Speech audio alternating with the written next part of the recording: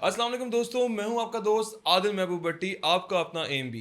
कारोबारी टॉक्स में आपको वेलकम करते हैं, जहां पे हम बात कर रहे होंगे न्यू आइडियाज़ के बारे में, बिजनेस टेक्निक्स के बारे में और प्रॉफिट एंड लॉस और बहुत कुछ।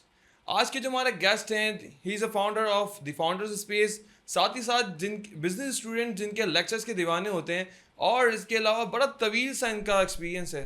तो चलिए जानते हैं इसके बारे में और इनसे बात करते हैं। मिस्टर कपिल कुमार सर, कैसे हैं आप? जी, बहुत शुक्रिया। बिल्कुल ठीक, बेहतरीन हूँ। Thank you so much for the invitation.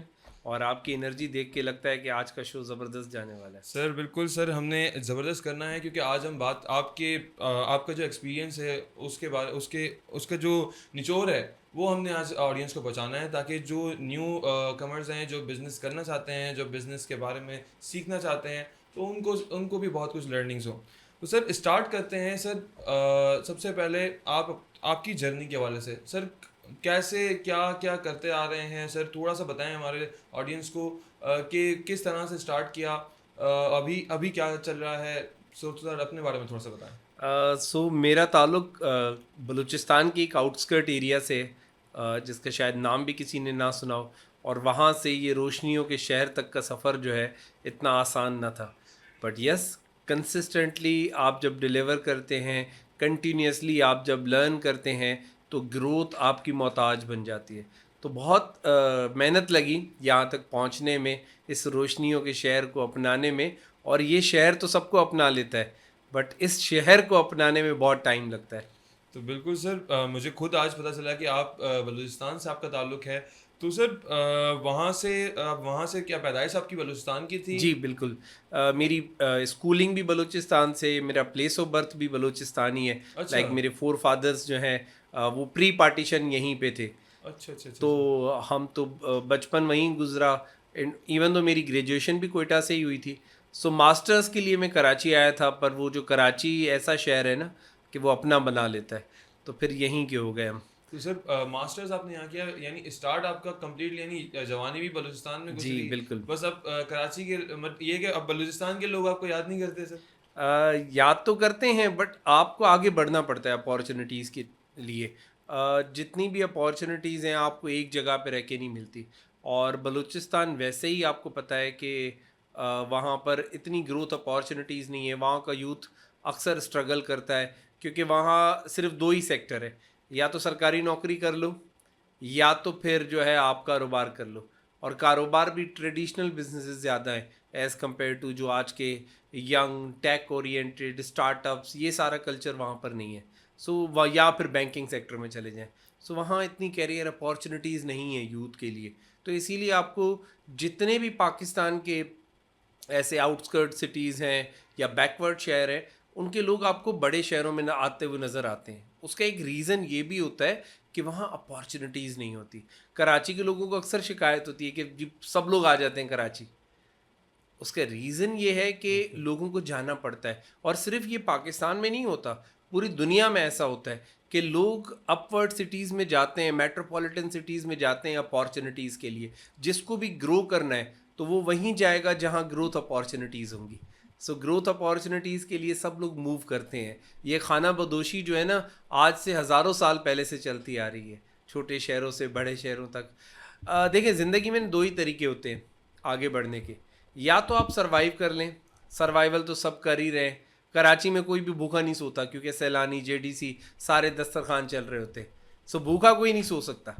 वो तो एक ही तरीका होता है, या तो आप सरवाइव कर लो या थ्राइव करो। थ्राइव करने के लिए आपको कुछ बेहतर करना पड़ता है, कुछ अलग करना पड़ता है, आपको यूनिक होना पड़ता है। तो ये आपके हाथ में है कि आप एक जगह पे रह के, ज़िंदगी तो गुजर ही जाती है, बट बिल्कुल। अगर आपको जीनी है तो आपको ग्रोथ की तरफ जाना होता है। तो सर थ्राइव का जिस तरह आपने बताया, थ्राइव करना बहुत ज़रूरी है, बिल्कुल। तो अगर मैं पूछूं सर आपसे कि यंग एज से अगर ग्रेजुएशन की बात करें, तो सर आपकी क्या बैकग्राउंड रहा, सेक्टर क्या रहा, फील्ड क्या रही, देखिए, किस? मैंने भी ट्रेडिशनली बीकॉम किया, जैसे कि अच्छा। पूरी दुनिया कॉमर्स कर रही होती है। एडमिशन तो इंजीनियरिंग में लिया था, बट वो इंजीनियरिंग जो थी, जियोलॉजिकल इंजीनियरिंग में एडमिशन मिला था। तो ओहो। समझ नहीं आ रही थी मैं कौन से पहाड़ों पे जाऊंगा। तो फिर उसके बाद क्योंकि पूरी कौम ही बीकॉम कर रही थी, तो मैंने कहा चलो जी बीकॉम कर लेते हैं। तो बीकॉम करने के बाद मुझे रियलाइज़ हुआ कि अब मुझे आगे जाना चाहिए। तो MBA के लिए कराची आया स्कॉलरशिप पे, 100% स्कॉलरशिप पे मुझे एडमिशन मिला था कराची में।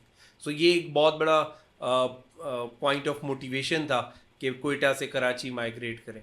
फिर यहाँ MBA स्टार्ट किया। MBA मेरा HR में था, ह्यूमन रिसोर्स मैनेजमेंट में। और जैसे ही मैंने अपना MBA ख़त्म किया तो मैंने पढ़ाने की जर्नी अपनी स्टार्ट कर दी थी बैक इन 2013-14। सो आज तकरीबन 10-11 साल हो गए कराची के डिफरेंट यूनिवर्सिटीज़ में पढ़ा रहा हूँ। MBA हो, BBA हो, चाहे जितने भी प्रोग्राम्स हो, इवन तो मैंने PhD स्कॉलर्स को भी पढ़ाया। सो मेरी फील्ड यही रही है शुरू से, HR और एंटरप्रेन्योरशिप। इन दो फील्ड्स में ज़्यादा मेरा लर्निंग पैराडाइम रहा है। तो सर MBA BCom MBA अब ये बहुत ही बड़ी लर्निंग होगी हमारे यंगस्टर्स के लिए। तो सर आया कि सर BCom करके भी इस तरह से हम किस तरह से आपने अपने आप को ग्रूम किया? देखिए मेरा ना इस पे थोड़ा डिफरेंट फ़लसफ़ा है। ये जो कॉम जिस फ़लसफ़े पे चलती है, मेरा बिल्कुल डिफरेंट है इस पे फ़लसफ़ा। वो ये है कि डिग्री की वैल्यू नहीं होती, इंसान की वैल्यू होती है। आप अगर अनपढ़ भी हैं ना, आप प्रेजेंटेबल हैं, आपको बेचना आता है, आप बेच सकते हैं, आप कारोबार कर सकते हैं, आप जॉब कर सकते हैं। सो ये इंसान को स्मार्ट होना बहुत ज़रूरी है।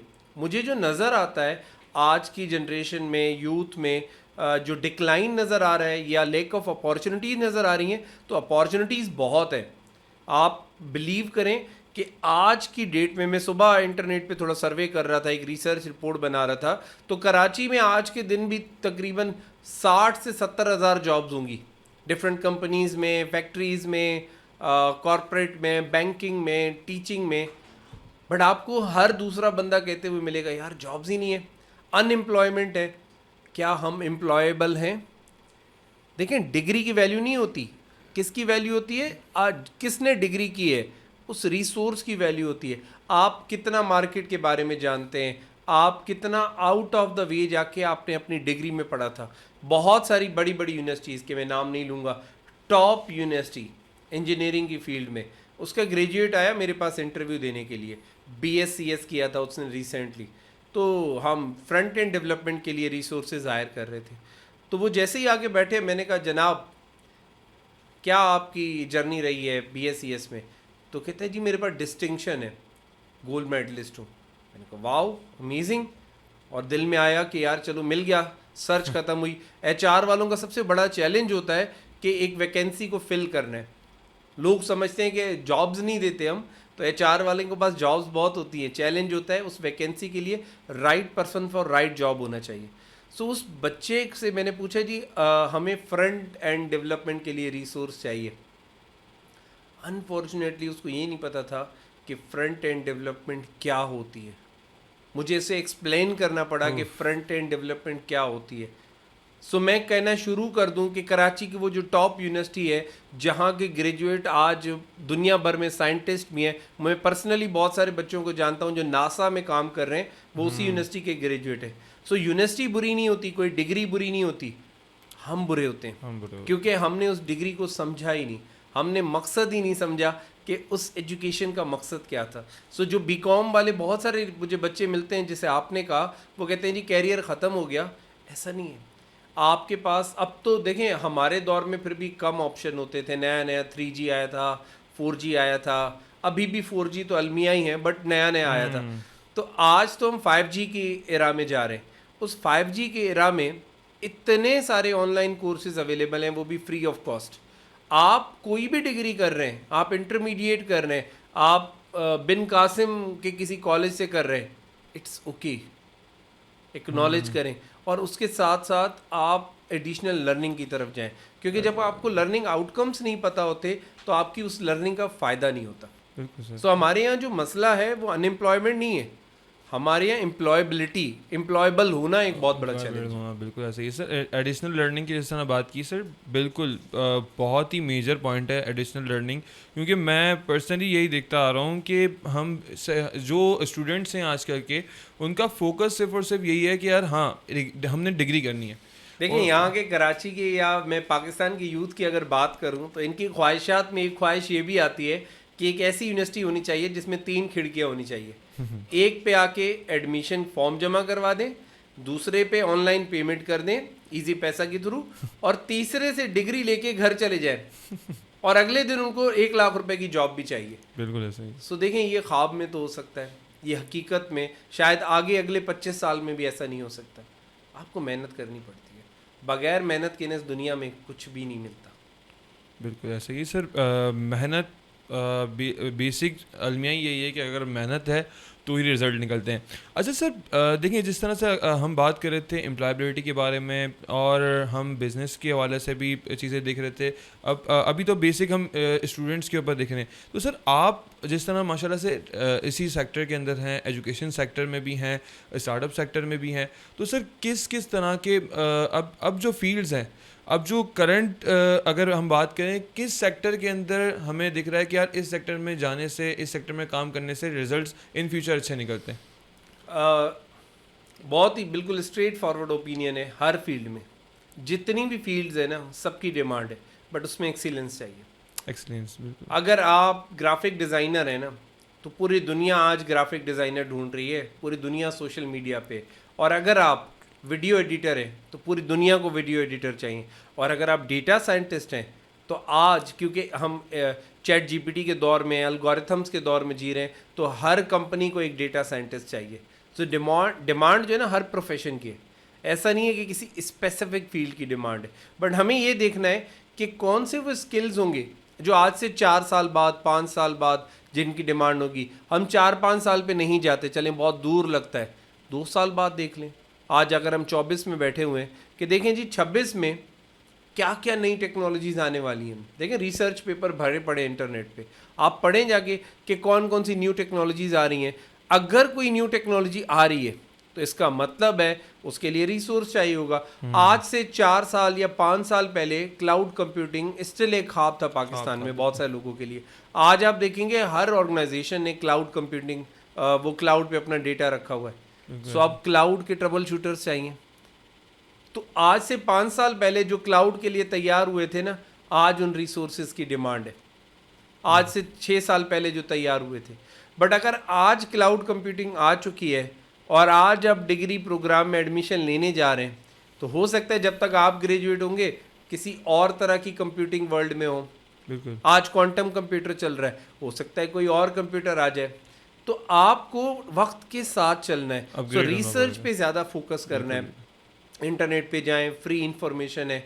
यार चैट जीपीटी सिर्फ कॉपी करने के लिए नहीं आया, चैट जीपीटी का प्रोडक्टिव यूज़ भी हो सकता है। उसी से पूछ लें कि भाई 2 साल बाद क्या आने जा रहा है, वो कौन सी डिग्रीज हैं जो मुझे आज करनी चाहिए, वो एडिशनल कोर्सेज हैं जो मुझे आज करने चाहिए। कोर्सेरा पे चले जाएं, यूएस एम्बेसी का एक प्रोग्राम है ओपन मोक। आपको पता है, हैरान होंगे जान के, पाकिस्तान के लिए और ऐसी कंट्रीज़ के लिए कोई 20 से ज़्यादा फ्री कोर्सेज हैं वहाँ पे, और बड़े हाईली प्रोफेशनल कोर्सेज हैं। वहाँ चले जाएं, वो कर लें, और ये ओपन टू ऑल हैं। ऐसी ही आप कोर्सेरा से, गूगल गैराज पे चले जाएं, आप मल्टीपल ऐसी वेबसाइट्स हैं जहाँ पर कोर्सेज अवेलेबल हैं। बिल्कुल सही है। सो मैं नहीं कह रहा कि आपके पास अब बच्चे आर्ग्यूमेंट करते हैं हम अफोर्ड नहीं कर सकते। यार फ्री लर्निंग के लिए तो कोई मसला ही नहीं है। फ्री का वाईफाई तो हर किसी के पास होता है, और 40 घंटे 45 घंटे का एक कोर्स होता है। सो आप 1-2 हफ्ते लगा के अगर एक प्रोफेशनल कोर्स कर लेते हैं जिसकी वर्थ आपको पूरी दुनिया में मिलती है, उसकी क्रेडिबिलिटी भी है, और आपकी लिंक्डइन प्रोफाइल भी अच्छी हो जाती है, तो अपॉर्चुनिटीज़ खुद चल के आती है। सो डिमांड हर डिग्री की है। और मेरी एडवाइस होती है सबको, जितने भी मेरे स्टूडेंट्स भी हैं, प्रोफेशनल्स मिलते हैं, स्पेशली जो स्टार्टअप फाउंडर्स मुझे मिलते हैं आजकल, मैं उनको कहता हूँ कि यार ये जितने भी डिजिटल लर्निंग के कोर्सेज हैं ना, ये सब कर लो। आप सीईओ नहीं बन जाते पहले दिन स्टार्टअप बना के, आपको लर्न करना पड़ता है। इट्स अ जर्नी का मतलब होता है कि ये पूरी पूरी उम्र लग जाती है स्टार्टअप को समझने में, कारोबार को समझने में। मैंने रिचर्ड ब्रांसन का एक कोट पढ़ा था, आप देखिए दुनिया के वो बेहतरीन सीरियल एंटरप्रेन्योर हैं, बेहतरीन बिजनेसमैन हैं। उन्होंने इस उम्र में लिखा था कि I am still learning the art of business. जब रिचर्ड ब्रांसन आज भी सीख रहे हैं कि आर्ट ऑफ बिजनेस क्या है, तो आप 22 साल की एज में सीईओ नहीं बन सकते। बिल्कुल ऐसा ही है। लर्नर बनेंगे, नए कोर्सेज करेंगे, अपॉर्चुनिटीज़ बहुत सारी मिलेंगी। सर आपने बड़ी एक अच्छा पॉइंटर निकाला है सीईओ वाला, और जो स्टार्टअप्स का, तो सर देखें स्टार्टअप का जिस तरह से कम्प्लीटली बूम है ऑल ओवर द वर्ल्ड, सिर्फ पाकिस्तान में नहीं ऑल ओवर द वर्ल्ड, और बाकी कंट्रीज़ बहुत आगे निकल चुके हैं। हम तो अभी भी स्टिल स्टार्टअप्स की लर्निंग्स और हमारे यहाँ पे उस हिसाब से जो सक्सेसफुल स्टार्टअप्स होने चाहिए वो है नहीं। मतलब उस हिसाब से नहीं जितने हिसाब से बाकी वर्ल्ड दूसरे कंट्रीज़, हमारे नेबर्स कंट्रीज़ की अगर देखें तो उसके अंदर भी है। तो सर मुझे बताएं कि क्या और ये इसका यही वजह है कि स्टार्टअप हर कोई स्टार्टअप करना चाहता है, हर कोई बिजनेस करना चाहता है, हर कोई चाहता है कि यार मेरी अपनी कंपनी हो, मैं सीईओ हूँ, मैं फाउंडर कहलाऊँ। तो सर ये क्या बीमारी बन गई है या ये सच में मतलब फ़ायदा है इस चीज़ का? क्योंकि फेसबुक अकाउंट खोलें, लिंक्डइन अकाउंट खोलें, हर किसी के इंट्रो के अंदर लिखा हुआ है सीईओ फाउंडर। तो सर हर कोई सीईओ बनेगा तो फिर हम बाकी जो लोग हैं उनका क्या सर? देखिए मैं कहूँगा कि ये बीमारी है अगर, तो ये बीमारी सबको होनी चाहिए, हर घर में होनी चाहिए। सही। और अगर घर में 6 लोग हैं तो तकरीबन 5 को तो होनी चाहिए, उनका कारोबार अपना होना चाहिए। देखिए बगैर कारोबार के ना देर इज़ जॉब से ना आप ज़रूरियात तो पूरी कर सकते हैं, ख्वाहिशात पूरी नहीं कर सकते। हमेशा ख्वाहिशात कारोबार से पूरी होती हैं, याद रखिएगा। सो कारोबार करना बहुत अच्छी चीज़ है। अगर ये एंटरप्रेन्योर माइंडसेट आपको नज़र आ रहा है इस सोसाइटी में इन पिछले सालों में, तो ये एक पॉजिटिव चीज़ है। सही। बट यहाँ ख़राब क्या होता है? वो ख़राब ये होता है कि हम बगैर रिसर्च के आ जाते हैं। थोड़े से पैसे हैं, पैसे लिए। देखिए फाउंडर खुद को बनाना या सीईओ लिखना बहुत इजी जॉब है। अगर स्टार्टअप बनाना है और मुझे लेट सपोज एक कंपनी बनानी है तो हार्डली 20 मिनट लगते हैं। चैट जीपीटी से 5-10 मिनट में प्रोफाइल बन जाएगी कंपनी की, कैनवा से मेरे सारे बिजनेस कार्ड वगैरह बन जाएंगे, ऑनलाइन मेरा स्टार्टअप एफबीआर पे 3 से 4 मिनट में रजिस्टर हो जाता है। तो 12 मिनट में मेरी एक एफबीआर पे रजिस्टर्ड कंपनी बन सकती है। और अगर आपको एसईसीपी पर रजिस्टर करनी है तो अगले 1 दिन में हो जाती है। तो आप समझ लें 1 दिन के बाद मेरी कंपनी तो रजिस्टर हो जाएगी, बट वो कंपनी करेगी क्या? वो स्टार्टअप करेगा क्या? अल्टीमेटली आपको सर्विसेज या प्रोडक्ट बेचने। सो वो प्रोडक्ट या सर्विसेज ऐसे होने चाहिए जिनकी मार्केट में ज़रूरत है, जिनके लिए लोग इंतज़ार कर रहे हैं, लोग उस प्रोडक्ट का वेट कर रहे हैं, या वो सर्विस जो है ना, आज देखिए जितनी भी ऑनलाइन सर्विसेज हैं वो सिर्फ एक ही चीज़ बेचती हैं। फूड पांडा हो, क्रेम मार्ट हो, या ऐसी जितनी भी बड़ी बड़ी सर्विसेज हैं, स्टार्टअप्स हैं, आपको पता है वो क्या बेचते हैं? फूड पांडा पे क्या बिकता है? पांडा पे सर सर्विस बिक रही है। नहीं, क्या बिकता है मैं पूछ रहा हूँ। हाँ, यूजेस प्रोडक्ट्स हैं। मुझे बताएं कौन सी ऐसी चीज़ है जो आपके पड़ोस में नहीं मिलती जो फूड पांडा पे बिक रही है? सब चीज़ें हैं, मिल रही सब हैं। चीज़ें हैं ना। So nothing new. क्रेम मार्ट जो बेच रहा है नथिंग न्यू, वो सिर्फ एक चीज़ बेच रहे हैं, दैट इज़ कन्वीनियंस। कस्टमर को कन्वीनियंस चाहिए, कस्टमर को वो प्रोडक्ट हाथ में चाहिए, चाहिए। जहाँ है वहाँ प्रोडक्ट चाहिए। Ease सो वो सिर्फ कन्वीनियंस बेच रहे हैं। ये जितनी भी सर्विस बेस्ड एप्लीकेशंस हैं वो कन्वीनियंस बेच रही हैं। टैक्सी आपको रोड पे मिल जाती है, करीम से भी टैक्सी ही आती है, बट वो कन्वीनियंस बेच रहे हैं। सो कन्वीनियंस भी वो बेचना है जो लोगों को चाहिए। सो एंड पॉइंट ये है कि जितने भी फाउंडर्स हैं, सीईओज हैं, मैं इनको इनकरेज करता हूँ।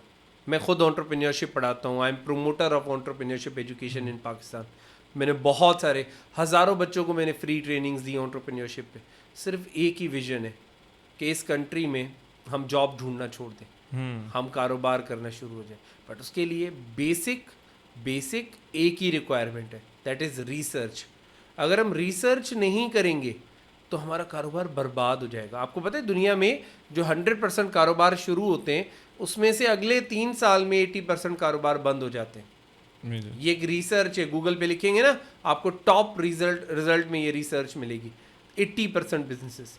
और वो क्यों बंद होते हैं? उसके पीछे 3 रीज़न होते हैं। The one is founder conflict. हमारे यहाँ जो फाउंडर हैं वो लड़ पड़ते हैं, बिल्कुल ठीक है, और ये ऐसा पूरी ही है। दुनिया में ऐसा होता है। अगर आपके फाउंडर अच्छे हैं तो ये बिजनेस चल जाएगा। द सेकेंड इज रिसर्च नहीं करते हम। और तीसरा होता है रॉन्ग टाइमिंग पे स्टार्ट करते हैं, गलत वक्त पे। सही जगह सही वक्त, वो कहते हैं ना प्लेस, प्रमोशन, ये जो 4 P's ऑफ मार्केटिंग है, ये आपको प्योरली इम्प्लीमेंट करने पड़ते हैं अपने स्टार्टअप में। अदरवाइज आप स्टार्टअप नहीं कर सकते। सो इन 3 चीज़ों पे अगर कोई काम कर ले तो वो बेहतरीन फाउंडर बन सकता है। देखिए सीईओ तो 20 साल बाद जब बना जाता है, फाउंडर जल्दी बना जाता फाउंडर है। जल्दी बना सो देता है। फाउंडर ही रहें तो ये अच्छी बात है। तो सर देखिए, अब जिस तरह बात की फाउंडर्स होने चाहिए, बिल्कुल आपका पॉइंटर बिल्कुल ठीक है कि हम बिज़नेस की तरफ आएँ, काम की तरफ आएँ, बट जो मसला है कि आप भी माशाल्लाह से इस चीज़ फील्ड को देख रहे हैं, इतने हज़ारों जो फाउंडर्स हैं उनके साथ काम कर रहे हैं, उनको गाइड कर रहे हैं, तो सर मेजर जो मुझे मसला लगता है ना, हम जिस तरह आपने बात की 3 दोस्तों ने कंपनी स्टार्ट की, कुछ टाइम चली और उसके बाद लड़ाइयाँ हो गई, कंपनी बंद हो गई।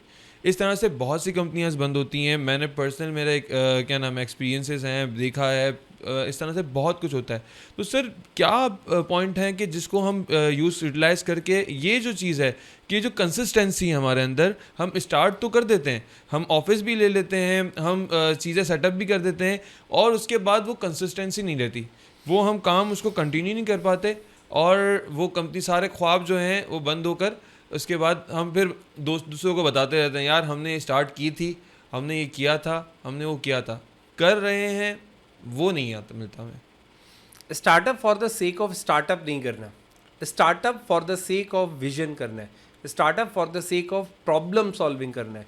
हम जब प्रॉब्लम पे बेस्ड होते हैं ना, फोकस्ड होते हैं, जब कोई विजन होता है और हमें नज़र आ रहा होता है कोई इम्पैक्ट क्रिएट करना है हमने, तो वो कारोबार बंद नहीं होते। फिर जो वो फाउंडर्स हैं ना, वो विजनरीज बन जाते हैं, वो उस विजन के पीछे चलते हैं, और वो उनका दिन रात बस एक ही गोल होता है कि इस विजन को फुलफ़िल करना है, और हमें लोगों की ज़िंदगियों में बेहतरी लानी है। क्योंकि हर स्टार्टअप ना कोई इम्पैक्ट क्रिएट कर रहा होता है। कोई वुमेन एम्पावरमेंट फोकस होता है, कोई यूथ एम्पावरमेंट पे फोकस्ड होता है, कोई नेचर एम्पावरमेंट पे फोकस होता है, कोई इंडस्ट्रियलाइजेशन पे फोकस्ड होता है। सो हर कारोबार का कोई ना कोई पर्पस होता है। जितने भी पर्पस बेस्ड स्टार्टअप्स होते हैं और उनके पास सस्टेनेबिलिटी स्ट्रेटजी होती है, तो वो चल जाते हैं।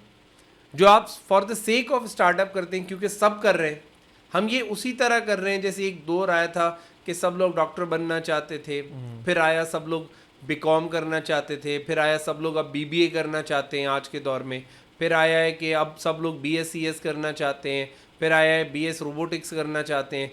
ये दौर आता है ना, क्योंकि मामू का पुप्पी का बेटा कर रहा है तो मुझे भी करना है, और उसकी गलती से 2 लाख रुपए सैलरी है तो हमारे बेटे से भी एक्सपेक्टेशन है उसकी 3 लाख रुपए सैलरी होगी, और पता चलता है बेटे को 6 साल तक इंटर्नशिप ही नहीं मिलती। ऐसा ही उसका रीज़न ये होता है कि for the sake of degree कर रहे होते हैं हम। जब भी हम कोई काम, कारोबार हो, डिग्री हो, चाहे दुनिया में और कोई काम कर रहे हैं, चैरिटी भी कर रहे हैं ना, उसके पीछे कोई पर्पस होना चाहिए।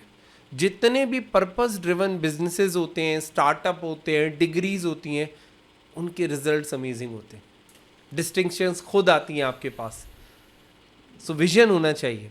मुझे ये स्कॉलरशिप थी एमबीए में, जैसे बताया 100%।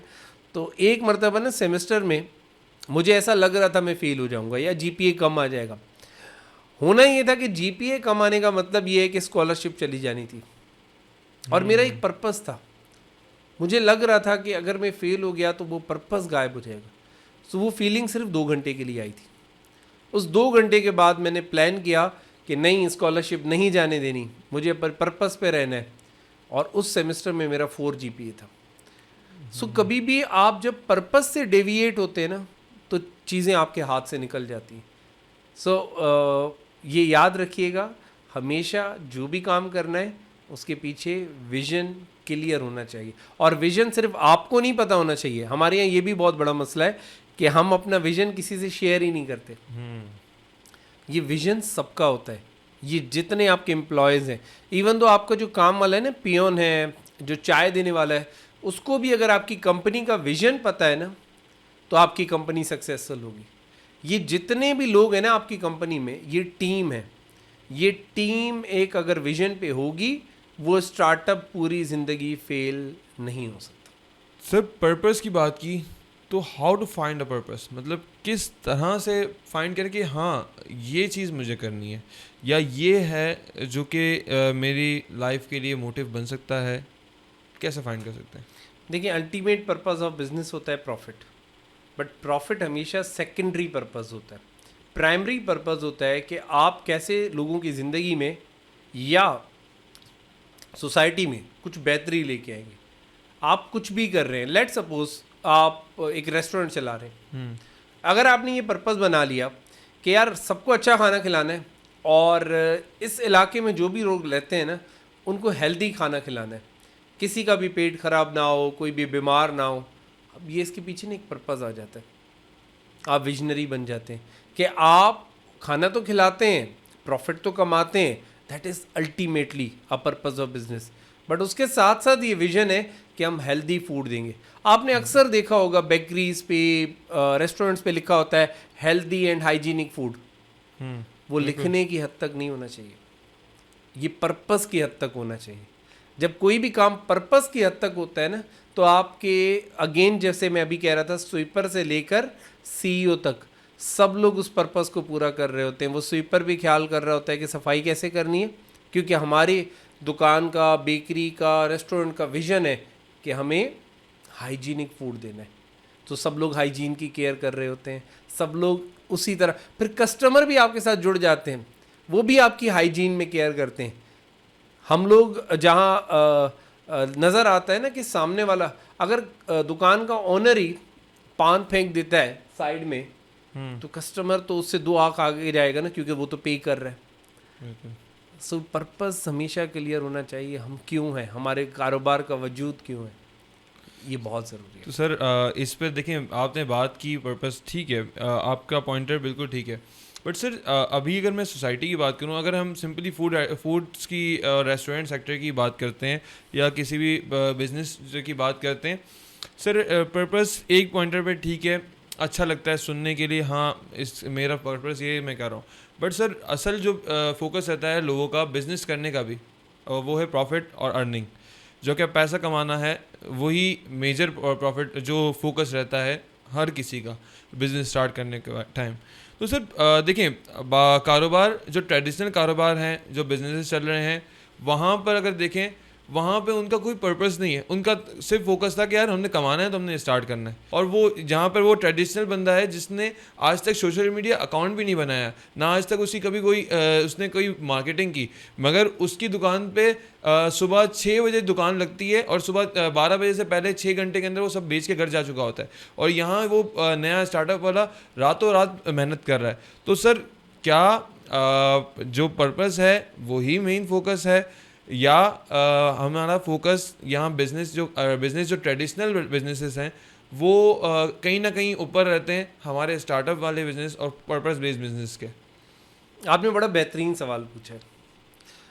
मुझे ये बताएं, कितने आपने, ये मेरा फेवरेट एरिया भी है बात करने का, कितने ऐसे रेस्टोरेंट हैं कराची में जिनकी आपने बात की, वो आते हैं 6 घंटे में बेच के चले जाते हैं, और लिखा होता है सिंस 1947, सिंस 1950s, 1960 से 70 से 40 से 20 से अब्बा दादा चला रहे थे, मैं भी चला, और वो भी 6 घंटे में बेच के चले जाते थे, मैं भी 6 घंटे में बेच के चले जाता हूँ, और नीचे लिखा होता है हमारी कोई ब्रांच नहीं। ऐसे ही। सो ये होता है आपका ट्रेडिशनल बिजनेस। और जहाँ तक स्टार्टअप की बात की जाए, ओपीटीपी का नाम सुना है आपने? बिल्कुल। क्या बेचता है? Burgers, fries, 1 potato 2 potato fries बेचते हैं। वो आपकी गली में जो दिल पसंद वाला है ना, फ्राइज लिखा होता है, जिसकी स्पेलिंग भी ठीक नहीं होती, वो भी फ्राइज ही बेचता है। बट ओपीटीपी आपको हर एरिया में नज़र आती है, हर मुल्क में नज़र आती है। क्यों? कि स्टार्टअप जो होता है वो ग्रोथ स्ट्रेटजी पे होता है, वो स्केलेबिलिटी पे काम करता है, वो हमेशा स्केल करता है। और जो ये ट्रेडिशनल बिजनेसेस होते हैं, ये स्केलेबिलिटी पे फोकस नहीं करते, सिर्फ प्रॉफिट पे फोकस करते हैं, फिर वो ग्रो नहीं कर पाते। वही ओनर, फिर उसका बेटा, फिर उसका बेटा, और अगर उसका बेटा राज़ी नहीं हुआ तो वो कारोबार बंद हो जाता है। बट स्टार्टअप चलता है, पूरी दुनिया में चलता है। KFC का एक ही ओनर होगा ना, मैकडोनल्ड का एक ही ओनर होगा जिसने स्टार्ट किया होगा, बट आज पूरी दुनिया में चल रहे हैं। कौन चला रहे हैं? एम्प्लॉयज़ चला रहे हैं ना, विजन चला रहे हैं ना। ऐसी जितनी भी कंपनीज़ हैं, यूनिलीवर ले लें, जितनी भी बड़ी कंपनीज़ हैं, क्या उनका ओनर हर जगह मौजूद होता है? बट आपका जो ट्रेडिशनल कारोबार है, वहाँ पर ओनर का सुबह 9 बजे आके जब बैठता है तो लड़कों को बोलता है सामान उठाओ, शाम को कहता है सामान उठाओ, बंद करो। वो सरवाइव कर रहा है। हाँ, उसने बंगले बना लिए होंगे 2-4, पर क्या उस बिजनेस ने ग्रोथ की? क्या वो सेल्फ ड्रिवन बिजनेस बन गया? नहीं। ये डिफरेंस होता है एक ट्रेडिशनल कारोबार में और एक स्टार्टअप में। स्टार्टअप हमेशा स्केलेबल होता है, वो ग्रोथ पे होता है, वो एक से दो, दो से चार, चार से आठ, आठ से फिर 16, फिर इस तरह हजारों ब्रांचेस बन जाती हैं उसकी। ये जितनी भी आप स्टार्टअप देख रहे हैं, लाइक अभी जो रिसेंटली आए थे, बिलियंस ऑफ डॉलर इनकी वर्थ हो जाती है। अभी आप रिसेंटली देखें, एयरलिफ्ट बंद हो गया, बिल्कुल ऐसे अगर चल रहा होता, लेट सपोज, आपको पता है लास्ट इन्वेस्टमेंट उसकी कितनी आई थी? आई थिंक $84 मिलियन कुछ समथिंग था, जी, इतनी थी आइडिया, मुझे जहाँ तक पता है। सो बिलियंस ऑफ डॉलर जब आप इन्वेस्टमेंट लेके आ रहे हैं, हम्म, किस चीज़ पे लेके आ रहे हैं? आइडिया पे। आइडिया पे। सो ये जितनी भी कंपनीज हैं, करीम है, उबर है, जितने भी आप स्टार्टअप्स देख रहे हैं, फूड पांडा है, ये सब किस पे चल रहे हैं? आइडिया पे। और क्या बेच रहे हैं? अभी थोड़ी देर पहले बात हुई थी, कन्वीनियंस, एक ही चीज़ बेच रहे हैं। सो ट्रेडिशनल बिजनेस ग्रो नहीं करता। कराची की एक फेमस आइसक्रीम है, मैं कुछ दिन पहले खाने गया, वहाँ भी लिखा हुआ था सिंस 1947, और नीचे लिखा हुआ था हमारी कोई ब्रांच। कोई ब्रांच नहीं है। ये है एक अनफॉर्चुनेट हमारे ट्रेडिशनल बिजनेसेस का वर्सेस स्टार्टअप्स। और Startup। स्टार्टअप्स आपको हमेशा ग्रोथ करते नजर आएंगे। एक लोकल कॉफ़ी वाला आया था, नाम ले लेता हूँ, कॉफ़ी वगैरह, बिल्कुल ऐसा ही है। अभी हमारे सामने स्टार्ट हुआ। कितनी ब्रांचेस हैं कराची में? ब्रांचेस कर यहाँ से निकलेंगे ना, सामने भी एक ब्रांच नजर आएगी। बिल्कुल ऐसा ही। स्टार्टअप ग्रोथ माइंडसेट पे होता है। और बोर्ड बेसन पे मैं छोटा था ना, बच्चा था, आता था मामू के साथ, एक रेस्टोरेंट देख रहा हूँ, आज भी देख रहा हूँ, उसका वही बिल बोर्ड है, सही बात है। और वो वहीं है, बस उसकी कोई ब्रांच नहीं। तो स्टार्टअप माइंडसेट Frontier की होना बात बहुत ज़रूरी है। अब आपको पता है जो ट्रेडिशनल बिजनेसेस भी हैं वो स्टार्टअप माइंडसेट की तरफ आ रहे हैं। ये जो स्टार्टअप माइंडसेट है ना, ये एक अलग ही दुनिया है। सो हर किसी को स्टार्टअप माइंडसेट पे ही आना चाहिए। तो अब क्लियर है मेरे ख्याल में बिल्कुल, ट्रेडिशनल बिल्कुल सर, बिजनेस और स्टार्टअप में क्या फ़र्क होता है। अभी भी ये बहुत बड़ी डिबेट है, बहुत बड़ी डिबेट लोग है। इस पे रोज़ाना डिबेट कर रहे होते हैं। हाँ, सो मैं एक पॉइंट छोड़ के जा रहा हूँ, जिनको डिबेट करनी है वो हमें ओपिनियन देंगे, फीडबैक देंगे, फिर हम भी देखते हैं कि क्या डिफरेंस है। मैं तो इस पे स्ट्रांगली बिलीव करता हूँ कि अगर आप छोटा सा कारोबार भी कर रहे हैं ना, एक फ्राइज़ का खोखा भी चला रहे हैं, आपका स्टार्टअप माइंडसेट है ना, तो उसी एरिया के 10 जगहों पे आपका खोखा होना चाहिए। कल जाके वो कियोस्क बन जाएगा, कियोस्क से फिर ब्रांच बन जाएगी, ब्रांच से फिर फूड चेन बन जाएगी। बिल्कुल वैसे ही है। सिंपल फार्मूला है। देखिए, आपने इस डिबेट को एक अच्छा सा रुख दिया है। बिल्कुल, आप अपनी पॉइंटर जो आपने रखे हैं बिल्कुल ठीक है, और जो सामने से भी हो सकता है इस तरह से, जो जिनका ये माइंडसेट है, कारोबारी जो माइंडसेट है, जो ट्रेडिशनल कारोबार का, वहाँ से भी कुछ डिफरेंट पॉइंटर्स आएंगे। ठीक है, अब हम बात करते हैं, अब फुली हम स्टार्टअप्स के ऊपर बात करते हैं। ठीक है सर, अगर मैं पर्सनली, चले मेरा कारोबारी माइंडसेट रहा है, अब मैं चाहता हूँ कि यार मैं भी इस तरह की कोई अपने बिज़नेस को इस तरह से टर्न आउट करूँ कि यार मैं रोज़ रात को हम चार दोस्त बैठते हैं, रोज़ हमारे दिमाग में दसों आइडिया आते हैं। हम रात चाय जब शुरू होती है हमारी, 3 कट पी लेते हैं हम चाय के, बट 3 कट के अंदर अंदर नहीं 10 आइडिया हम डिस्कस कर चुके होते हैं, और हम अगले 5 साल नहीं, 5 साल भी ज़्यादा बताऊँगा, 3 साल के अंदर हम 2 लैंड क्रूज़र ले चुके होते हैं, और हम दुबई के अंदर एक फ्लैट ले चुके होते हैं, कराची में अच्छी खासी वो हम रियल एस्टेट प्रॉपर्टीज़ ले चुके होते हैं। ये अगले, और जैसे ही तीसरी चाय ख़त्म होती है, वो सारे आइडियाज़ पैक होते हैं और हम घर चले जाते हैं। तो सर, आइडियाज़ की कितनी इंपॉर्टेंस है। आइडियाज़ तो देखिए, पान के खोखे वाला भी आपको आइडिया देता है, ये बिज़नेस कर लो इसमें बहुत पैसा है, या तो ये कर लो तो इसमें बहुत पैसा है। तो सर, आइडिया इंपॉर्टेंट है। अब अगर आ गया है तो उसको इम्प्लीमेंट किस तरह करना है, क्योंकि देखें बहुत सारे आइडियाज़ ऐसे ही पैक हो जाते हैं, कभी नहीं खुलते वो। आपको पता है सबसे बेहतरीन आइडियाज़ कहाँ पर आते हैं? वॉशरूम में। बिल्कुल ऐसा ही है। ठीक है, वॉशरूम में क्यों? कोई और नहीं होता आपको डिस्टर्ब करने वाला। और जैसे ही आप वॉशरूम से निकलते हैं, उसके चंद सेकंड पहले ही वो आइडिया ख़त्म हो जाता है। और दूसरा, आपको आते हैं चाय के ढाबे पे, क्योंकि आप दोस्तों के साथ बैठे होते हैं, सबको ये बताना होता है कि मैं सबसे ज़्यादा इंटेलिजेंट हूँ, मुझे पता है कारोबार कैसे होता है। आपको पता है हम ओपिनियन लीडर्स हैं। यहाँ पर पता होता है अगले को कि उसकी बाइक में ना पेट्रोल ख़त्म है, फिर भी ना साइड से कोई गुजर रहा होता है मुझ जैसा, वो उसको कहता है प्लग चेक करो। भाई उसको पता है उसका पेट्रोल ख़त्म है, क्योंकि हम ना ओपिनियन, हमें मशवरे देने में बड़ा मज़ा आता है। उससे आपको पता है अच्छी शायरी कहाँ पर आती है? लोगों को अच्छे अच्छे शेर याद आते हैं, वो भी वॉशरूम में। वो भूल क्यों जाते हैं? आपको पता है अगर वॉशरूम में आपके साथ अगर डायरी हो ना, तो आप दुनिया के बेहतरीन शायर बन जाएंगे, क्योंकि अच्छे अच्छे शेर याद आते हैं, गाने याद आते हैं। आप बाहर निकल जाते हैं, भूल जाते हैं। सही है। तो अच्छे शायर ना लिखते हैं। सो इसी तरह अच्छे एंटरप्रेन्योर, अच्छे स्टार्टअप फाउंडर्स अपने आइडिया को, अपने बिजनेस प्लान को पेपर पे लेके आते हैं। वो उसके लीन कॉन्वेंस मॉडलिंग करते हैं, वो उस पर रिसर्च करते हैं, वो उसका स्टार्टअप का जो है बिजनेस फिजिबिलिटी पेपर बनाते हैं। हमारे यहाँ कितने ऐसे बच्चे हैं जो कारोबार करते हैं या स्टार्टअप करते हैं, उससे पहले फिजिबिलिटी रिपोर्ट बनाते हैं। सुना है आपने, देखा है? नहीं, कभी नहीं, यही रीज़न है फेल होने का। स्टार्टअप करना गुनाह नहीं है, आप अपने आइडिया को फिजिबिलिटी पेपर पे लेके आओ।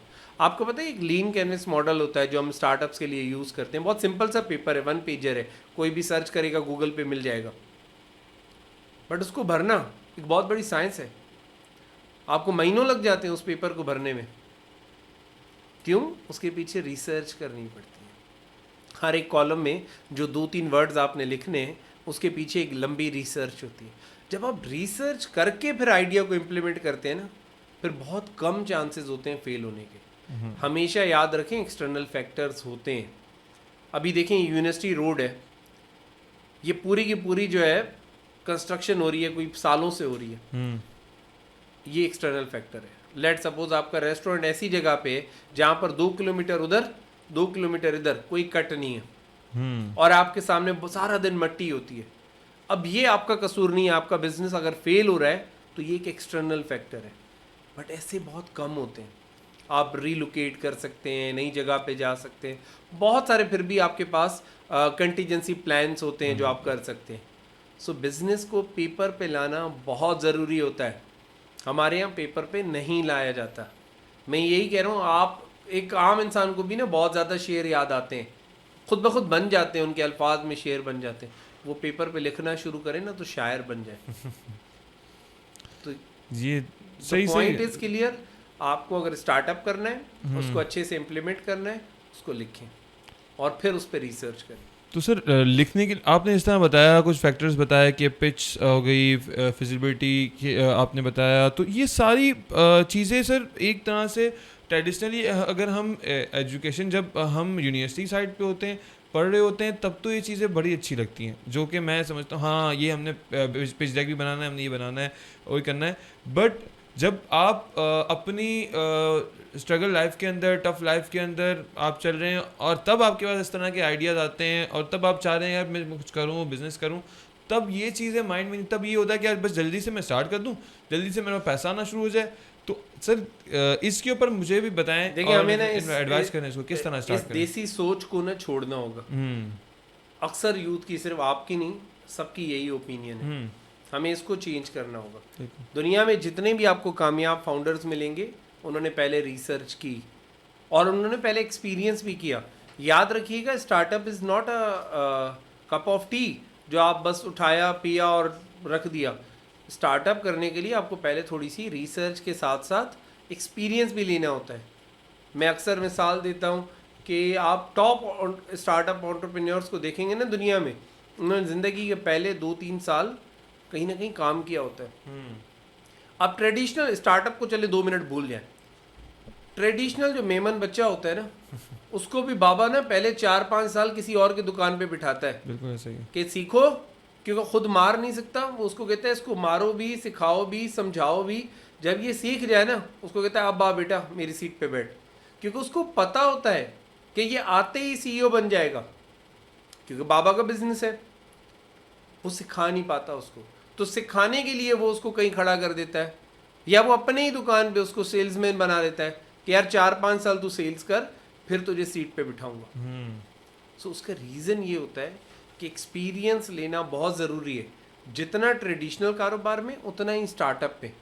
सर एक्सपीरियंस बहुत मैटर करता है, बिल्कुल। और ये चीज़ आपने अच्छा हुआ मेंशन की, क्योंकि डायरेक्टली बिजनेसेस स्टार्ट करके वो यही होता है, हम पैसों पे ही एक्सपीरियंस करते हैं, उसके बाद कुछ बचता नहीं है और हम फिर अपने आप को कोसते रहते हैं हम ज़िंदगी भर। तो सर जिस तरह अब देखिए, मुझे एक बिज़नेस स्टार्ट करना है, मैंने आइडिया सोच लिया, आपने बताया कि एक्सपीरियंस कर लिया, अब उसके बाद देखें बहुत सारे लोग हैं जिनके पास बैकअप नहीं होता, वो अपनी अर्निंग के थ्रू बूटस्ट्रैप बेस पे या अपनी जमा पूंजी इस तरह से नहीं स्पेंड कर सकते, या फिर नहीं होता किसी के पास, बट उनके पास आइडिया है, जुनून है, एक्सपीरियंस उन्होंने ले लिया। तो अब वो क्या करें, वो फर्दर क्या प्रोसेस होगा कि एक्सपीरियंस करने के बाद तो वो किस तरह से स्टार्ट करें, आया कि वो पहले टीम बनाएं, या क्या करना चाहिए? अगर मेरे पास सिंपल आइडिया आ गया, मैंने एक्सपीरियंस ले लिया, अब मैं क्या करूँ? देखिए, पाकिस्तान एक बहुत अच्छी मार्केट है ऐसे लोगों के लिए, क्योंकि हमारे पास इस वक्त मोर देन 35 वेंचर कैपिटल मौजूद है जो स्टार्टअप्स में इन्वेस्टमेंट कर रहे हैं, ग्रांट ऑर्गेनाइजेशंस मौजूद हैं जो स्टार्टअप में ग्रांट्स देती हैं, समेडा मौजूद है आपके पास जो स्टार्टअप्स के लिए बिजनेस प्लान्स और ये सारी चीज़ें देती है। इसी तरह के 10-15 और एग्रीगेटर्स मौजूद हैं। हम जहाँ तक इंक्यूबेशंस की बात करें तो एक पूरा NICs का नेटवर्क पूरे पाकिस्तान में मौजूद है। इसी तरह और छोटे बड़े आपको इंक्यूबेटर्स मिलेंगे। तमाम यूनिवर्सिटीज़ में एक एक इंक्यूबेटर आपको ज़रूर मिलेगा एज़ पर HEC पॉलिसी। अब तो एक्टिव और फॉल इंक्यूबेशन सेंटर मिलेगा आपको। इसके अलावा कैटलिस्ट लैब, ऐसे हज़ारों इदारे हैं जो पाकिस्तान में काम कर रहे हैं, छोटे बड़े, जो स्टार्टअप्स को सपोर्ट कर रहे हैं। आइडिया आपके पास है, उसको पेपर पे लेके आओ, पिच डेक बनाओ। अगर आपको स्टार्टअप की तरह करना है तो पिच डेक बनाओ, बिजनेस प्लान बनाओ। इतने कॉम्पिटिशन्स हो रहे हैं, कोर्ट्स हो रहे हैं, वहाँ अप्लाई करो। हर कोर्ट के एंड पे जितने भी इंक्यूबेशन सेंटर्स हैं वो इन्वेस्टर्स को बुलाते हैं। वो इन्वेस्टर्स आपके आइडिया में इन्वेस्ट करते हैं। अगर आपको ज़ीरो से भी स्टार्ट करना है ना, आपको 1 रुपये भी नहीं है, यू कैन। पाकिस्तान वो मार्केट है जहाँ पर आपको पैसे मिल जाते हैं, बूटस्ट्रैपिंग के लिए रिसोर्सेज मिल जाते हैं। पिछले दिनों में NIC में था तो गूगल ने $20,000 के रिसोर्सेज दिए हुए हैं, AWS ने दिए हुए हैं, क्लाउड रिसोर्सेज, सब ने आपको रिसोर्सेज दिए हुए हैं। आप आए उनको यूटिलाइज करें। आपको पता है इंक्यूबेशन सेंटर्स ये कंप्लेन करते हैं कि हमारे पास अच्छे आइडियाज़ नहीं आते, और यहाँ यूथ कहती है कि हमें अपॉर्चुनिटीज़ नहीं मिलती। इन्वेस्टर्स कहते हैं कि हमें अच्छे आइडियाज़ नहीं मिलते इन्वेस्टमेंट करने के लिए, और स्टार्टअप्स कहते हैं कि इन्वेस्टमेंट कहाँ है पाकिस्तान में। सो ये एक डायलेमा है। इसी को देखते हुए हमने फाउंडर स्पेस बनाया। हमने ये जो फाउंडर स्पेस का क़याम रखा, उसका रीज़न ये था कि हमें लगता था कि लोग ना मिल नहीं पा रहे, स्टार्टअप इन्वेस्टर से नहीं मिल पा रहा, इन्वेस्टर स्टार्टअप से, इंक्यूबेशन की कम्युनिकेशन ठीक से नहीं हो रही। सो हमने इसीलिए एक प्लेटफॉर्म की बुनियाद रखी कम्युनिटी की। आज माशाल्लाह 1000 से ज़्यादा स्टार्टअप्स हमारे पास हैं। तो वो सब वहाँ इन्वेस्टर्स भी हैं उस कम्युनिटी में, फाउंडर्स भी हैं, इंक्यूबेशन सेंटर्स भी हैं अक्रॉस पाकिस्तान। तो जब हम मिलेंगे नहीं ना एक जगह पे, हम एक जगह पे इकट्ठे नहीं होंगे, एक मार्केट प्लेस नहीं बनेगा, तो अपॉर्चुनिटीज़ कैसे एक्सप्लोर होंगी? लोगों से मिस हो जाती हैं। अलगोरिथम्स ऐसे हैं आपको नज़र ही नहीं आई। लेट सपोज एक कॉल फॉर स्टार्टअप्स आई जो आपको 10 लाख रुपए का इनाम भी दे रहे हैं स्टार्टअप कंपटीशन पे, आपने देखा ही नहीं। उन्होंने सोशल मीडिया पे पोस्ट लगाई, अलगोरिथम में आपको वो पोस्ट, स्पेसिफिक पोस्ट दिखाई ही नहीं। यार मिलियंस ऑफ पेजेस हैं फेसबुक पे, कितने नोटिफिकेशंस आपके पास आते हैं। बिल्कुल। बट अगर आप में जज्बा है ना, फिर आप क्या करते हैं, रिसर्च करते हैं।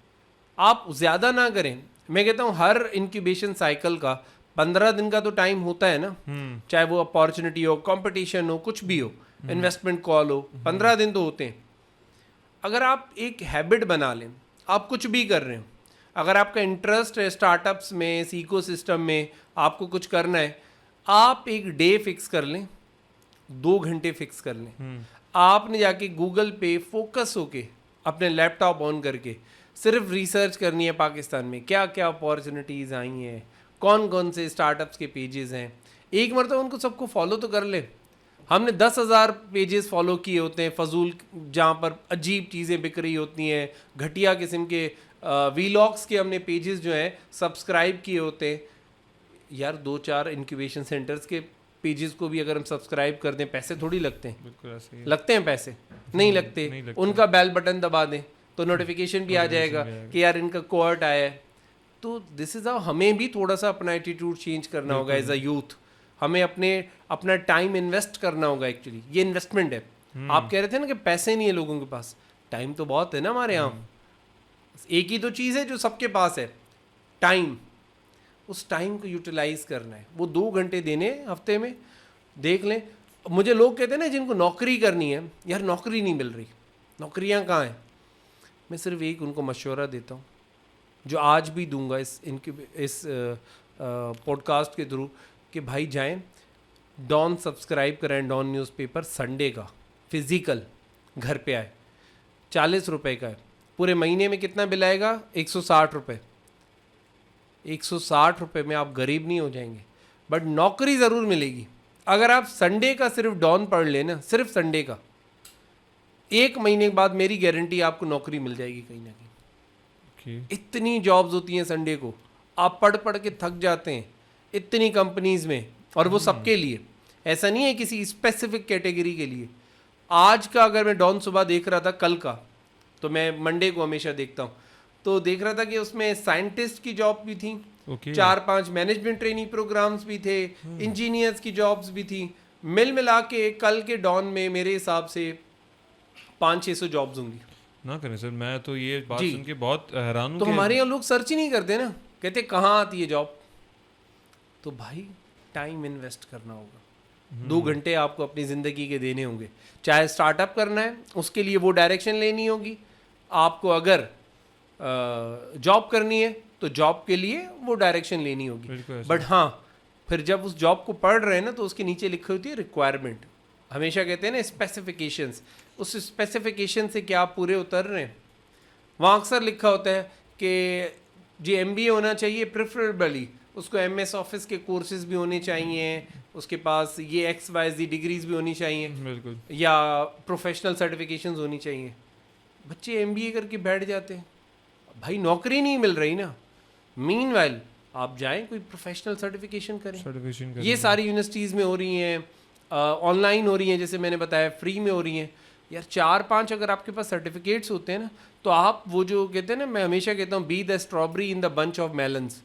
कभी फ्रूट की दुकान पे जाए ना, वहाँ हज़ारों मेलन्स पड़े होते हैं, सब एक जैसे दिखते हैं, उनके बीच में एक स्ट्रॉबेरी रख देंगे ना, छोटी सी होती है, वो नज़र आएगी, फोकस होएगी।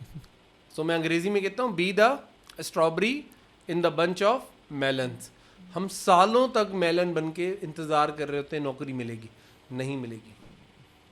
नहीं, बिल्कुल सही सर। मतलब आपने एक जो पॉइंट रखा कि 500-600 जॉब्स हमारे पास न्यूज़पेपर्स के अंदर भी मिली है। आजकल तो हर कोई जाएगा सोशल में, फेसबुक पे सर्च करेगा, लिंक्डइन पे देखेगा। लिंक्डइन भी अभी भी बहुत लोगों को बहुत दूर है लिंक्डइन पे आने में भी, या तो इंडीड वगैरह ये जो वेबसाइट्स हैं वहाँ पे जाके देख रहे होते हैं। तो बड़ा मतलब मेजर फैक्टर बताया कि आपके पास डेली बेसिस पर, वीकेंड बेसिस पर आपके पास जॉब्स आती हैं डॉन न्यूज़ पर चैनल, उस पर न्यूज़पेपर पर। तो सर एक और चीज़ जो मैंने आपका जो कंपनी है फाउंडर्स स्पेस, जैसे आपने बताया कि आपके पास इन्वेस्टर्स भी हैं, फाउंडर्स भी हैं, आप लोग NIC जो इंक्यूबेशन सेंटर्स हैं वो भी कनेक्ट में। तो सर क्या काम करती है ये मेजरली? क्या आप कनेक्शंस बिल्ड करते हैं या फिर मेजर फैक्टर क्या है काम? हम कनेक्ट करते हैं लोगों को, ठीक है, बस ये करते हैं। ये एक बहुत बड़ा एरिया है जो मिसिंग है। मैंने जैसे बताया ना कि लोगों को इन्फॉर्मेशन ही नहीं मिलती। अगर आपको राइट टाइम पे आपके मोबाइल पे इन्फॉर्मेशन मिल जाए ना थ्रू नोटिफिकेशन, तो आपके पास एक अपॉर्चुनिटी ज़रूर होती है किसी की चीज़ के लिए अप्लाई करने की। अभी थोड़े दिन पहले ज़िंदगी अवार्ड आए थे, सही, ठीक है, स्टार्टअप्स के लिए, या गूगल का कंपटीशन आया था, स्टार्टअप कंपटीशन। ऐसे हज़ारों चीज़ें, पता ही नहीं चलता स्टार्टअप्स को अप्लाई कैसे करें। यार इसके ख़त्म होने पे प्राइज़ मिलता है। ऐसे ही last year prime minister award आए थे, हर साल होते हैं, तो 20 लाख रुपए मिले हर स्टार्टअप को। ये एक बहुत अच्छी बूटस्ट्रैपिंग मनी होती है अपने जर्नी को आगे ले जाने के लिए। 20 लाख रुपए आपको मिल रहे हैं फ्री में। अच्छा, वो वापस भी नहीं देने होते भाई। एक होता है ना कि वापस देने हो, वो नहीं देने, बट प्रॉब्लम क्या है, पता ही नहीं चलता। सो ये हमारा जो पर्पज़ है, मैं जिस चीज़ पे ज़्यादा फोकस्ड हूँ कि इन्फॉर्मेशन होनी चाहिए, आपके पास स्किल्स होने चाहिए, फिर आगे से उसको एलिजिबल होने के लिए। चाहे आप स्टार्टअप इकोसिस्टम में काम कर रहे हैं, भी आपकी एलिजिबिलिटी होनी चाहिए, आपकी प्रोफाइल एलिजिबल होनी चाहिए। चाहे आप जॉब करना चाहते हैं, भी आपकी प्रोफाइल एलिजिबल होना चाहिए। जैसे आपने कहा ना लिंक्डइन पे भी अपॉर्चुनिटीज़ मिलती हैं, बट आप बताएं पाकिस्तान में कितने लोगों की लिंक्डइन प्रोफाइल अपडेट होती है? बहुत रेयर, बहुत कम लोग होते हैं जिनकी आपको प्रोफाइल अपडेटेड मिलेगी, उसमें सारी एक्सपीरियंसेस, आपके स्किल्स, आपकी सर्टिफिकेशंस अपडेट ही नहीं की होती लोगों ने। टिकटॉक देख रहे हैं ना सब, असल में टिकटॉक पे बिजी आपको होते पता है गूगल भी आपको तब रैंक करता है जब आपकी प्रोफाइल अपडेटेड हो। मैं हमेशा लोगों को कहता हूँ, मैं ये प्रिविलेज भी लेता हूँ कि मेरा अगर आप नाम लिखेंगे ना गूगल पे कपिल कुमार, आपको पूरी दुनिया में टॉप रिजल्ट पे मिलूंगा, चाहे वो आप न्यूज़ की कैटेगरी में चले जाएं, कहीं भी चले जाएं। मैंने आज तक एसईओ नहीं किया, बट क्यों नज़र आ रहा हूँ? इतने काम कर दिए, इतने सेशंस कर दिए, इतने कॉम्पिटिशन्स कर दिए, ये सारे मेरी लिंक्डइन की प्रोफाइल पे अपडेटेड है। ओके, सो वो एल्गोरिथम ढूंढ के निकालता है, हाँ यार पाकिस्तान में ये कपिल ये कुमार है। बंदा है। सो खुद को अपनी एक पहचान बनाना बहुत ज़रूरी होती है। वो पहचान बनाना आपके लिए मैंडेटरी होती है, क्योंकि आपको वरना लोग जानते नहीं है। और आज याद रखिएगा, कोई जाने ना जाने, अगर आपको गूगल जानता है तो सारी अपॉर्चुनिटीज़ आपकी। हाँ, सब अपॉर्चुनिटीज़ आपकी हैं सर। ये कुछ बस हमारी बातें बहुत तवील रहीं, बट कुछ जो चीज़ें अभी भी रिमेनिंग है। ऐसे तो बहुत चीज़ें सीखने के लिए हैं, बहुत चीज़ें लर्निंग के लिए हैं सबको, क्योंकि हमने यही इस टॉक्स का फोकस यही है कि जो चीज़ें मिसिंग हैं वो लर्निंग क्रिएट करें हम। और जो बैठे बैठे जो हम, वही बात है ना, इन्फॉर्मेशन नहीं सर्च आउट नहीं कर रहे हैं, बट कहीं ना कहीं किसी ना किसी तक पहुँचेगी तो वहाँ से लर्निंग होगी।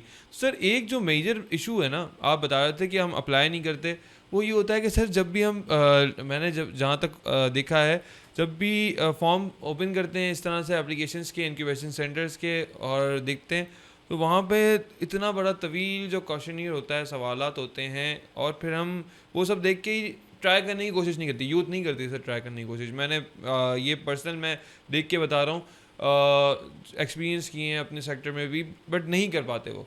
सर इसके लिए कुछ बताएं कि क्या ऐसी क्या कोशिश करें, क्या करें कि ये जो सुस्ती है वो वाली कि अप्लाई ना करना, तो वो कैसे ख़त्म होगी? देखो वो सुस्ती नहीं है, वो विजन का फुकदान है। अभी थोड़ी देर पहले हम बात कर रहे थे ना, आपने बड़ा अच्छा सवाल पूछा है।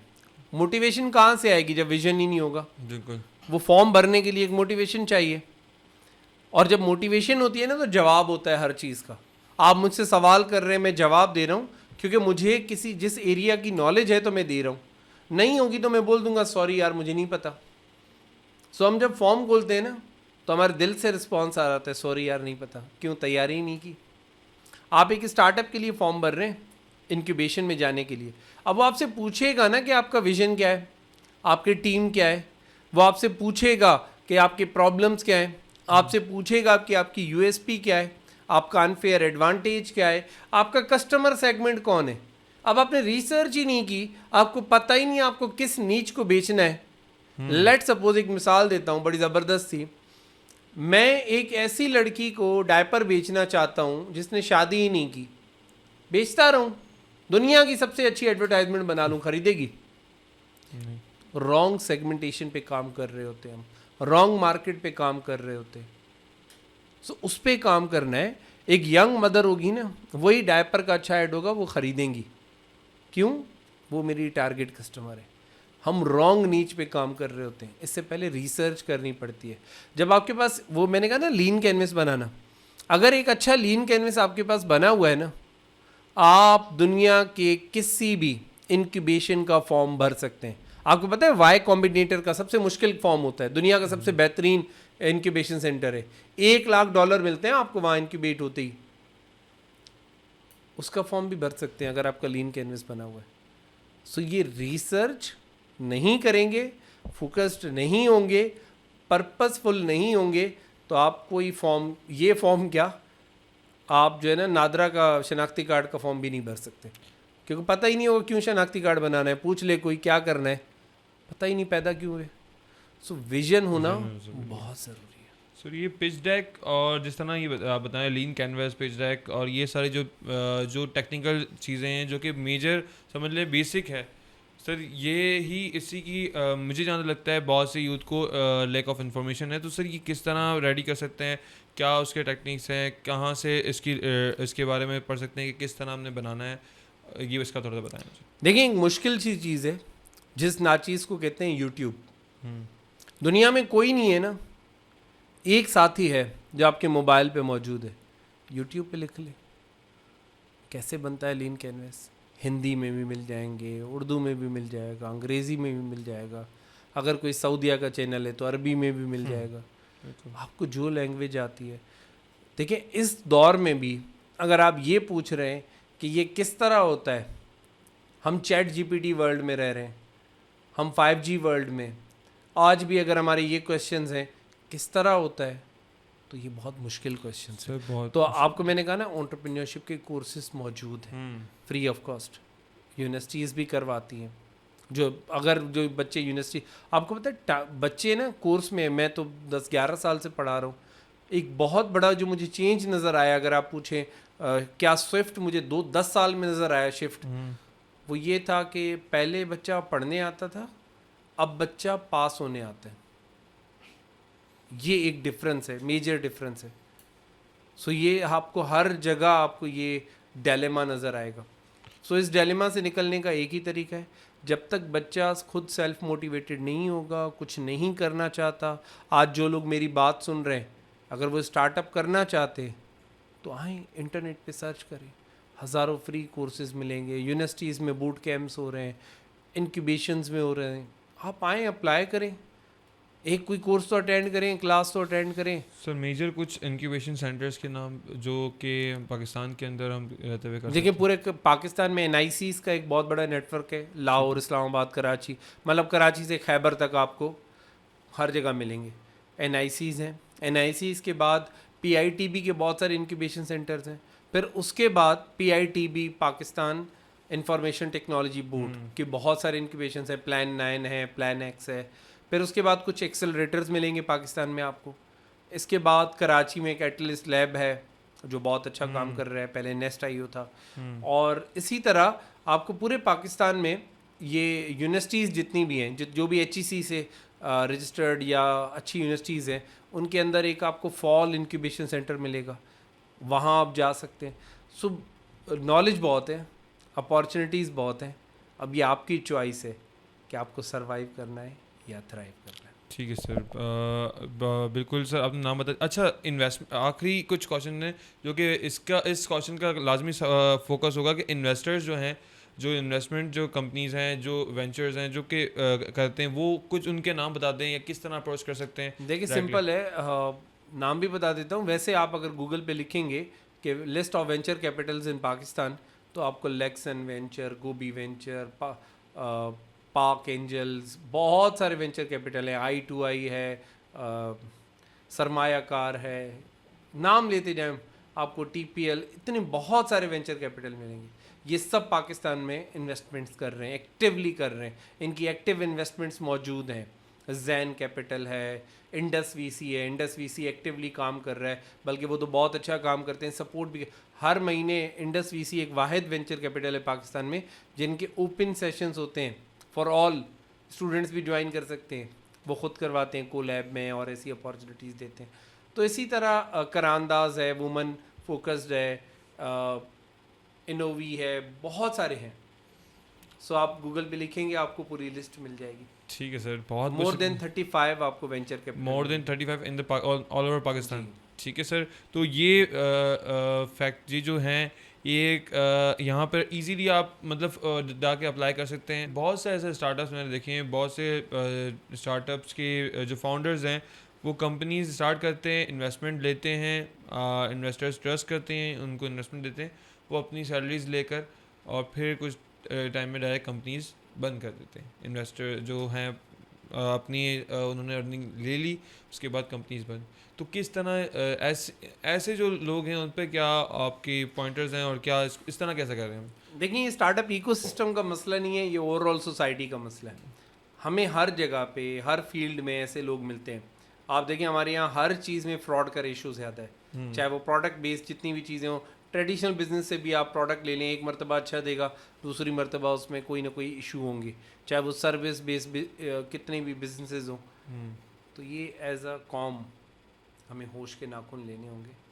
ट्रस्ट एक बहुत बड़ी चीज़ है, हमारे यहाँ बहुत बड़ा एक ट्रस्ट डिफिसिट क्रिएट हो चुका है और इसको हम ही ख़त्म कर सकते हैं। हम, आप, हम जैसे जो यूथ में आज मुझे सुन रहे हैं, आपको सुन रहे हैं, मेरी उनसे एक रिक्वेस्ट होगी कि एक चीज़ अगर दुनिया में आप कायम कर सकते हैं, रख सकते हैं, दीन भी कहता है, दुनिया भी कहती है, सो वो है भरोसा। सो आप अगर अच्छा एक्सपीरियंस देंगे इंटरनेशनल इन्वेस्टर्स को, VCs को, आप अच्छे से डील करेंगे, आपके अकाउंट्स फेयर होंगे, तो आपको ज़्यादा अपॉर्चुनिटीज़ मिलेंगी। देखिए, एक दिन का काम नहीं होता कारोबार करना, ये फॉरएवर पूरी ज़िंदगी का काम होता है। सो अगर आप थोड़े पैसों के लिए 1-2 साल में फ्रॉड करके निकल भी जाएंगे, वापस आपको इसी मार्केट में आना है। बिल्कुल ऐसे ही है। ये गूगल नहीं भूलता आपको। वंस आपका एक आ गया ना न्यूज़, वो फॉरएवर वहाँ रहती है। ऐसे ही है। तो कोशिश करें, ट्रस्ट का रिश्ता डेवलप करें। और ये इशू एम्प्लॉयज़ में भी मैं बहुत देख रहा हूँ। कंपनीज़ में जो एम्प्लॉयज़ को हायर करती हैं वो भी ऐसे ही करते हैं, छोड़ के चले जाते हैं, फ्रॉड करते हैं, ज़्यादा केसेस बढ़ते जा रहे हैं। बिल्कुल शायद इसके रीज़न जो है हमारा जो ओवरऑल इन्वायरमेंट है, इन्फ्लेशन है, उसके रीजंस भी हो सकते हैं। बट अगेन इज्जत सबसे बड़ी चीज़ इज्जत होती सबसे बड़ी चीज़ है। है, और अपनी इज्जत आप खुद ही बना सकते हैं। ये एक चीज़ याद रखिएगा, पैसा तो आ जाता है, फिर भी इज्जत एक मर्तबा चली जाए तो वापस नहीं आती। बिल्कुल सर, बहुत ही मेजर पॉइंट है ये। और सर एक और चीज़, ठीक है मैंने स्टार्टअप कर लिया, इन्वेस्टमेंट ले ली, इन्वेस्टर को किस तरह आप प्रॉफिट देते हैं, इन्वेस्टर किस तरह फ़ायदा, जो इतने बड़े बड़े वेंचर कंपनीज़ हैं उनको किस तरह प्रॉफिट हो रहा होता है? क्योंकि देखें स्टार्टअप जो हैं चल रहे हैं, सारे स्टार्टअप प्रॉफिटेबल नहीं होते, और मैंने कितने स्टार्टअप देखे हैं कि वो इतने इतने टाइम तक ब्रेक इवन पे चल रहे होते हैं, और उस हिसाब से प्रॉफिट पे नहीं आते या लॉस में चल रहे होते हैं। तो सर इन्वेस्टर्स को क्या फ़ायदा, किस तरह फ़ायदा? देखिए, इन्वेस्टर काम करते हैं आईपीओज पे, एग्जिट्स पे। और याद रखिएगा, दुनिया भर में मैं अगर फ्लिपकार्ट की बात करूं, 16 मरतबा वो कंपनी सेल हुई है, अब जाके एक्वायर किया है उसको वॉलमार्ट ने। सो जितनी भी ऐसी दुनिया की कंपनीज है ना, स्टार्टअप्स हैं, वो फिर देखिए, रिसेंटली आपके पास एक बहुत बड़ी एक्विजिशन हुई थी दराज की, अली बाबा ने की थी। पहले वो रॉकेट इंटरनेट ने स्टार्ट की थी पाकिस्तान में। सो दराज उस वक्त भी ब्रेक इवन पे ही चल रहा था, बट फिर भी $180 मिलियन में परचेज़ किया था ना अली बाबा ने। सो ये इसी तरह जर्नी चलती है। आपका जो डेटा होता है, एक्चुअली आपके डेटा की वैल्यू होती है, आपके पास जो कस्टमर बेस होता है उसकी वैल्यू होती है। फूड पांडा जब पाकिस्तान में आया था तो किसको अक्वायर किया था, याद है? फूड पांडा, आई डोंट, याद नहीं है मुझे। ई टोए होता था पाकिस्तान में फूड पांडा से पहले। बिल्कुल। ये जो जितनी मार्केट थी, रेस्टोरेंट्स की इन्वेस्टमेंट थी, वो ई टोए ने की थी। सो ई टोए को आके फूड पांडा ने एक्वायर किया था। उस वक्त ई टोए प्रॉफिट में नहीं था, बट उसके पास डेटा था।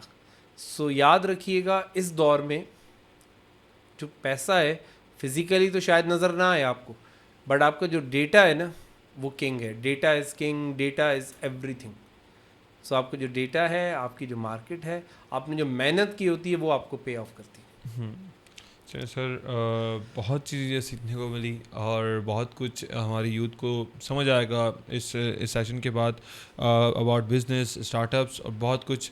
और सर जाते जाते इस पॉडकास्ट की कुछ इख्तिताम के उसमें कुछ मैं चाहूँगा आप एक एडवाइस जो कि बिज़नेस करना चाहते हैं या जो जिनको करना चाहिए या जिनका फोकस है, माइंड में थॉट्स हैं, आइडियाज़ हैं, वही बाथरूम वाले आइडियाज़ या चाय के ढाबे वाले आइडियाज़, तो सर क्या करें वो उन सब यूथ के लिए और उन सब यंगस्टर्स के लिए एडवाइस? देखिए, मेहनत करें, और मेहनत वो वाली नहीं, मेहनत तो आपको पता है गधा भी करता है, सारा दिन बेचारा बोझ उठाता है। बट वो मेहनत करें जो स्मार्ट वर्क जिसको बोलते हैं। जिन चीज़ों की ज़रूरत है आगे, उन चीज़ों को सीखें, अपनी इंटेलेक्चुअल कैपेसिटी को बढ़ाएं, अपने इंटेलेक्चुअल नेटवर्क को इंक्रीज़ करें। याद रखिएगा, your network is your net worth. So आज अपने नेटवर्क पे बहुत ज़्यादा काम करें, अपनी इंटेलेक्चुअल वर्थ को बढ़ाएं, अपनी एक पर्सनालिटी बनाएं, नाम बनाएं। जब आपकी इंटेलेक्चुअल वर्थ बन जाती है तो पूरी दुनिया फिर कामयाबी ना आपको ढूंढती है, आप कामयाबी को नहीं ढूंढते। Thank you so much sir, बहुत बहुत शुक्रिया। बहुत मज़ा आया आज की बातें सुन के, बातें करके, और अच्छा लगा। अभी बहुत कुछ सीखना और बाकी था। इंशाल्लाह नेक्स्ट फिर से आपसे किसी दिन टाइम लेंगे और फिर से बातें करेंगे। तो थैंक यू सो मच आप सबका भी। आपने सुना, इसी तरह की कारोबारी टॉक्स के लिए, बिज़नेस आइडियाज़ के लिए और लर्निंग्स के लिए जुड़े रहें हमारे साथ, और साथ ही साथ अपने उस एक दोस्त को लाजमी टैग करें जिसके साथ आप रोज़ या कभी ना कभी ढाबे पे बैठकर इस तरह के आइडियाज़ सोचते हैं और वो आइडियाज़ वहीं रह जाते हैं। तो बिज़नेस करें, कारोबार करें और अपना फ्यूचर सेट करें। मिलते हैं इंशाल्लाह नेक्स्ट एपिसोड में।